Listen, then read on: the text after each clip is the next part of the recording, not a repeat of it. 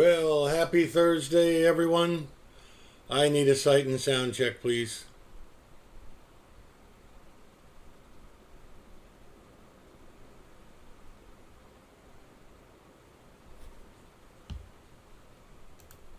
Thanks, Art. Appreciate it.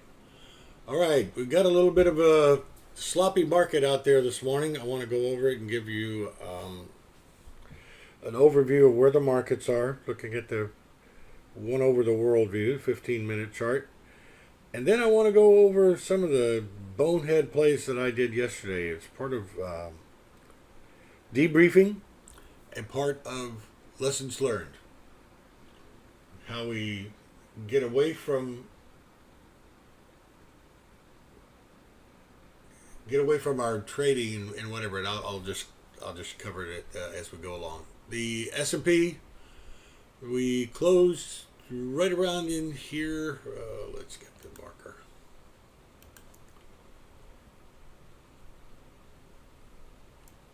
Here's where we closed yesterday, pretty much right up here where the primary pivot is.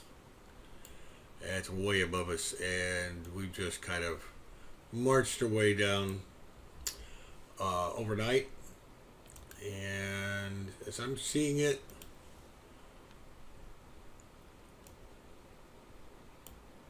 overhead resistance around 2804, and support right now on the bottom of the range is 2790.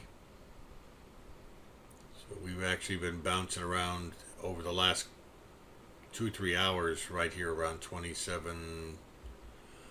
Oh gosh, anywhere between 2790 and 2798. Call it 2800. All right, let's go look at the Dow. Dow also well off of its highs, well below the primary pivot, and we've established a different kind of trading range down here,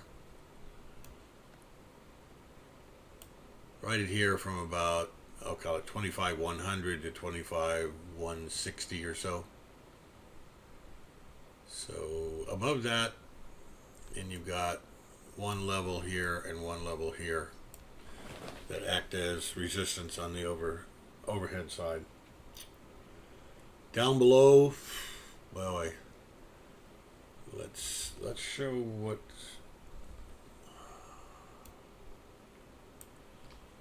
I just can't see anything right now in the short term. We haven't been there. Let's look at NASDAQ. Very, very similar. Although we were up quite a bit higher at the close, we went up. There was a nice trade overnight here in the NASDAQ, and a NASDAQ short around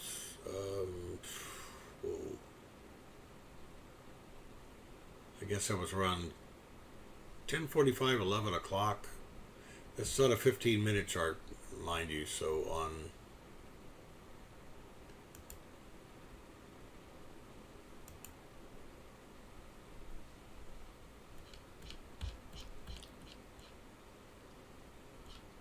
that's what it looked like at 4. Good Lord, let's go way over there. And this is what it looked like at about 11 o'clock, 10:45. Kaboom. Let's go back to a 15-minute chart. It's basically doing the same as the Dow and the S&P at the moment. Having a tariff tantrum. Sitting right on top of S2 and somewhere around 72.95. No, 72.30 is where the top is. We have some congestion here, although there's not a big shelf. There's a little one here and a little one here. So basically S1 will act as my marker.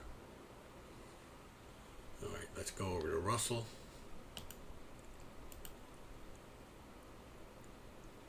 Russell also dropped, but the Russell's also rallying quite a bit more than the others. Where did it rally to?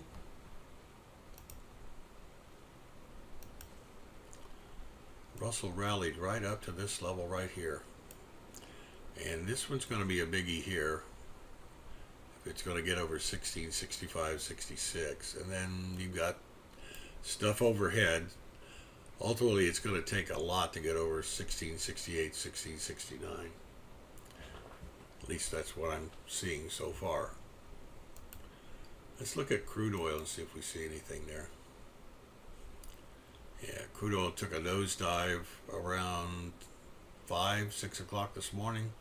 Looks like it's recovering an awful lot of it. So the bulls are stepping up as they need to do. All right, let's move this back to a 5-minute chart. Let's move this back to the S&P.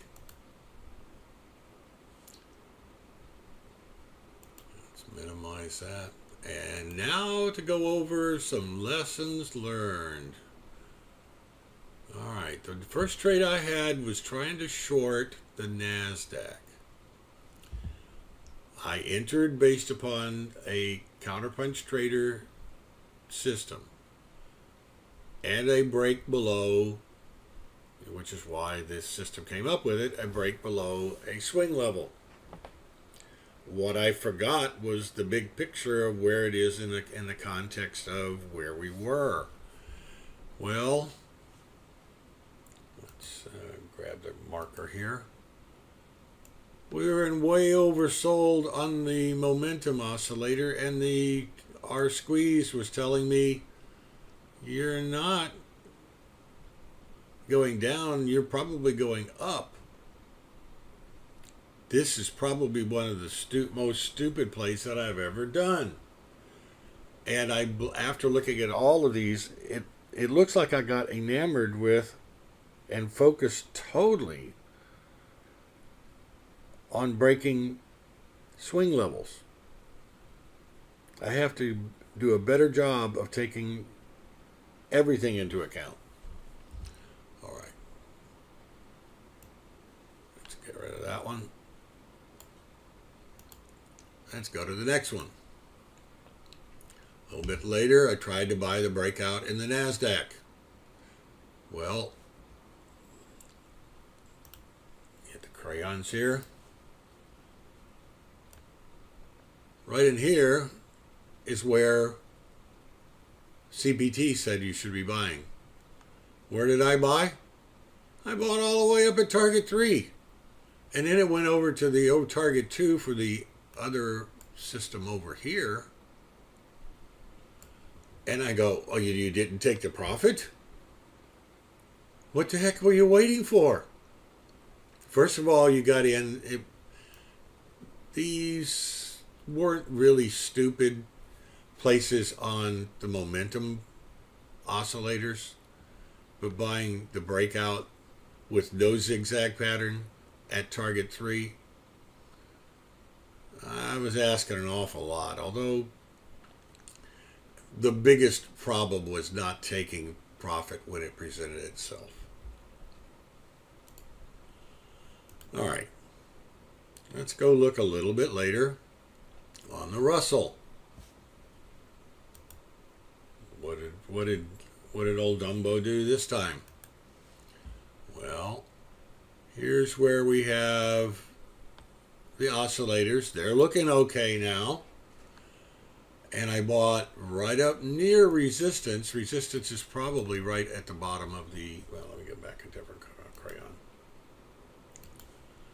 Resistance is probably right under this blue line. Right here is where the signal was to go long. And of course, it didn't trigger because it signaled when the price was already up there. So over here was some resistance. That's where the blue dots are covered up by the text. And I bought kind of in no man's land, but up near resistance. And it ran up to target 2. And I remember saying that, you know, it was having trouble getting up, having trouble getting up, and was about ready to close it, and then it collapsed. These things were 1 or 2 seconds apart. It's kind of hard for me to justify this one because of where I bought it and the fact that I should have been, and I was paying attention, but it happened a lot faster than I could move my stop up to. Where did I get stopped out?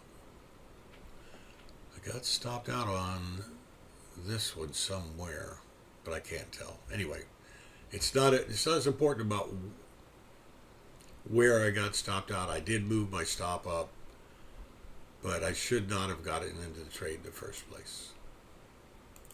All right, let's go look at the next bonehead play.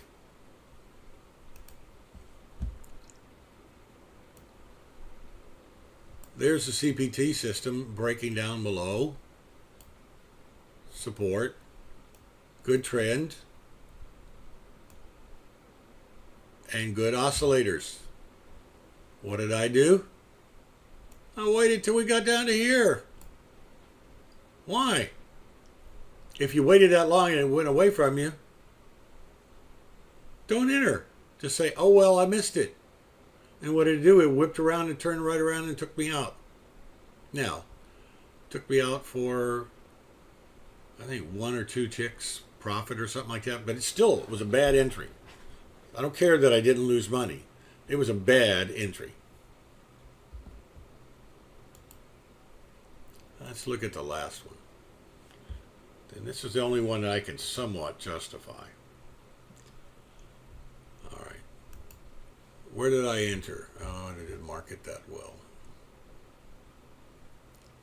67.75. I entered right in here. The CPT system came with a short right below me. It ran in my direction, did not get to target 1. I lowered my stop. Unlike the CPT system that kept its stop all the way up here, it got stopped out. I lowered mine down to the volatility stop at a little bit above that level. It didn't take a very huge loss.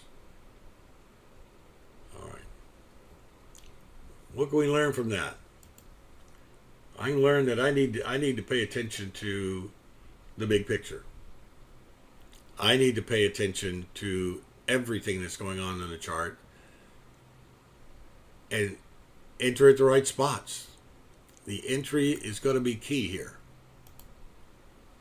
All right.